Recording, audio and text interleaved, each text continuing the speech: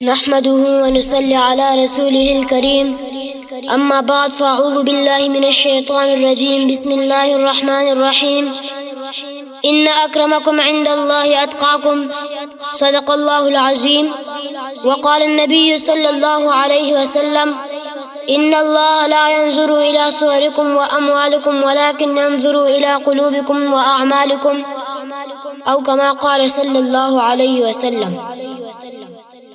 اگر اپنے عمل میں ہم سجا لیں ان صلی اللہ علیہ وسلم کی سنت کو تو ہی تبتا ہوا صحرا گل و گلزار ہو جائے۔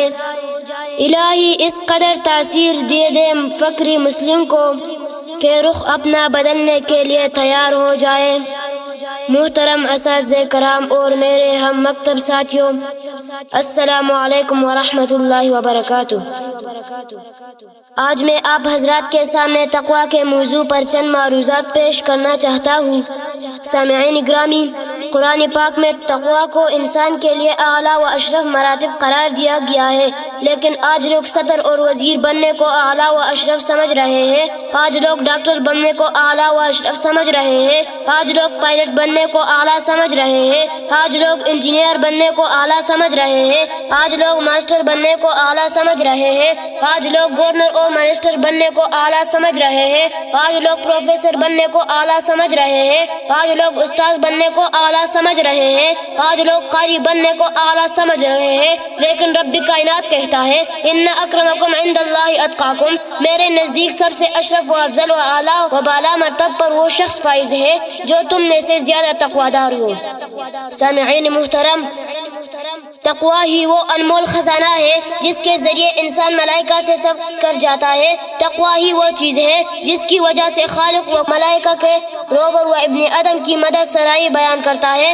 ارے سنیے، تقویٰ ہی وہ چیز ہے جس کے اختیار کرنے پر قرآن پکار اٹھتا ہے ان للمتقین مفازا حدائق واعناب وکواعب اترابا وکأسا دہاقا، اور تقویٰ ہی وہ نسخیہ ہے، کیمیا ہے جس کے ذریعے اللہ تعالیٰ بگڑی بناتے اور رزق کی فراوانی عطا فرماتا ہے۔ وَمَن يَتَّقِ اللَّهَ يَجْعَل لَّهُ مَخْرَجًا، میرے مدنی آقا صلی اللہ علیہ وسلم نے فرمایا اللہ تعالیٰ تمہاری شکل و صورت کو نہیں دیکھتے بلکہ وہ تو تمہارے دلوں کے تقویٰ کو دیکھتے ہیں۔ سامعین مکرم، میں آپ کو میرے آقا کے ایک غلام کا تقویٰ سناتا ہوں۔ ایک دن خلیفہ اول امیر المؤمنین حضرت ابوبکر صدیق رضی اللہ تعالی عنہ نے اپنے رفیقہ حیات سے میٹھا حریرہ تیار کرنے کی خواہش کی، چنانچہ بیوی نے میٹھا تیار کر کے پیش کیا۔ بیوی نے سوچا کہ یہ کھانا حضرت کو بہت پسند ہے، اس لیے ہر مہینے آمدنی سے کبھی ایک درہم کبھی نصف درہم بچا کر جمع کرتی گئی۔ پھر ایک دن خوشی خوشی حضرت کے کھانے کے ساتھ میٹھا بھی پیش کر دیا۔ حضرت ابوبکر صدیق رضی اللہ تعالی عنہ نے یہ میٹھا حریرہ کہاں سے آیا عرض کیا کہ تنخواہ سے کچھ بچاتی رہی ہو اور جمع کر کے آج یہ حریرہ تیار کیا ہے اور آپ کی خدمت میں پیش کر رہی ہو۔ یہ جواب سن کر حضرت ابوبکر صدیق رضی اللہ تعالی عنہ نے افسوس کا اظہار کیا اور حکم دیا کہ جس قدر رقم سے یہ حریرہ تیار ہوا ہے اس قدر میری ماہانہ تنخواہ سے رقم کم کر دی جائے، کیونکہ معلوم ہوتا ہے کہ اس کے بغیر بھی میرا گزر بسر ہو سکتا ہے۔ اللہ اکبر، یہ ہے تقویٰ۔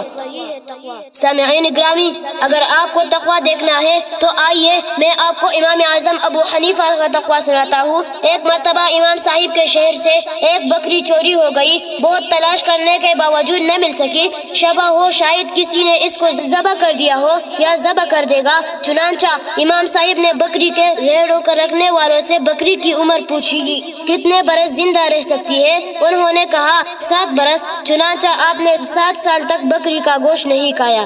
سبحان اللہ، یہ ہے ہمارے سلف صالحین کا تقویٰ جس کی وجہ سے اللہ رب العزت نے ان کو دنیا میں بھی چمکایا اور آخرت میں بھی ان کے لیے اعلیٰ مقام تیار کر رکھا ہے۔ اور یہی لوگ اللہ تعالیٰ کے فرمان ہے ان اکرمکم عند اللہ اتقاکم کے مصداق ہے۔ دعا ہے کہ اللہ رب العزت ہمیں بھی تقویٰ والی زندگی گزارنے اور سلف صالحین کے نقش قدم پر چلنے کی توفیق عطا فرمائے۔ وما علینا الا البلاغ المبین۔